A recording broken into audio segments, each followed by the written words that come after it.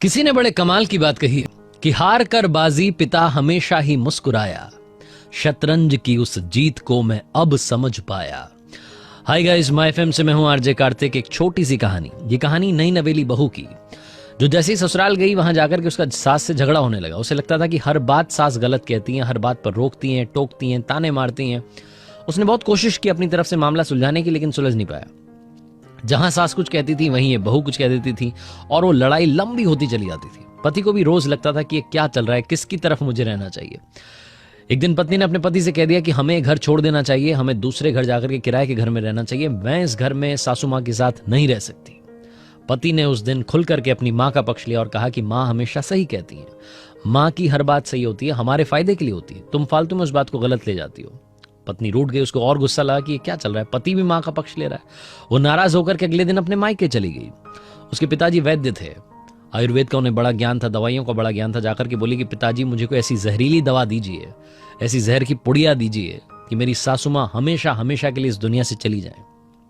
तो पापा बड़े नाराज हुए, बोले कि ये क्या बात कर रही हो, मैं तुम्हें जहर की पुड़िया दूंगा, तुम जाकर के वो जहर अपनी सासू माँ को दोगी, उनकी डेथ हो जाएगी, पुलिस आएगी, तुम्हें जेल ले जाएगी, फिर पता चलेगा कि मैंने तुम्हें जहर दिया था, मुझे भी जेल ले जाएगी। तुम दो परिवारों को तबाह करना चाह रही हो, ये गलत कदम है। तो उसने कहा कि मुझे कुछ ना कुछ आप रास्ता बताइए, कुछ ना कुछ ऐसी दवाई दीजिए कि मेरी सासू माँ इस दुनिया से चली जाए, मुझे बस अब उनकी शक्ल नहीं देखनी। तो पिताजी ने कहा कि एक पुड़िया तुम्हें देता हूं, इसमें पाउडर है, इस पाउडर को थोड़ा थोड़ा रोजाना सासू माँ के खाने में मिलाना, 6 महीने तक ये करना। 6 महीने के बाद वो खुद ही अंदर से कमजोर हो जाएंगी और उनकी मौत हो जाएगी। डॉक्टर्स भी मालूम नहीं कर पाएंगे कि किस वजह से उनकी मौत हुई है और तुम्हारी तरफ कोई भी शक की सुई नहीं आएगी, हम सब भी बच जाएंगे। बस एक काम करना, इन 6 महीनों में अपना बात करने का तरीका थोड़ा सा बदल लेना, थोड़ी सी उनकी सेवा कर देना, ताकि तुम पर शक की सुई ना आए, लोगों को कहना लगे कि बहू ने अपनी सास को मार दिया।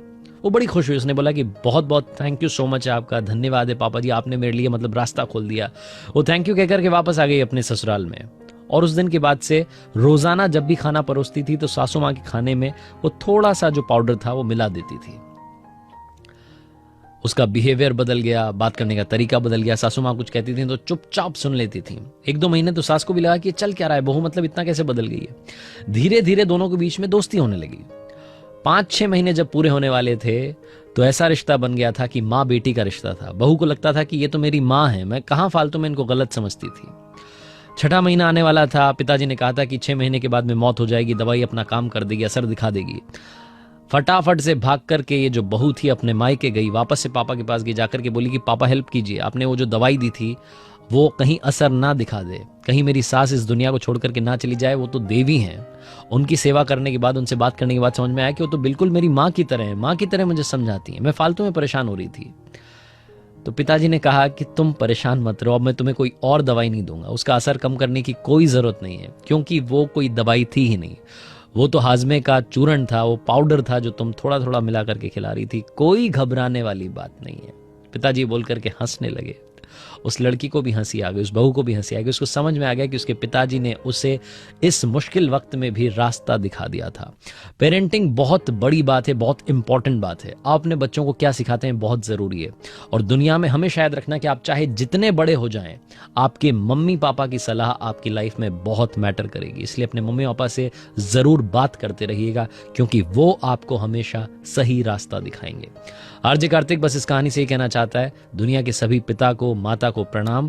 और हाँ, अपनों के प्यार के साथ, माता पिता के आशीर्वाद के साथ, ऊपर वाले के आशीर्वाद के साथ, अपने हौसले के साथ कर दिखाओ कुछ ऐसा कि दुनिया करना चाहे आपके जैसा। याद रखिए, अगर आप कुछ अच्छा सुन रहे हैं तो आप माय एफएम सुन रहे हैं। हर सोमवार सुबह 9:30 बजे मेरे फेसबुक पेज पर, यूट्यूब चैनल पर देखिए एक नई कहानी।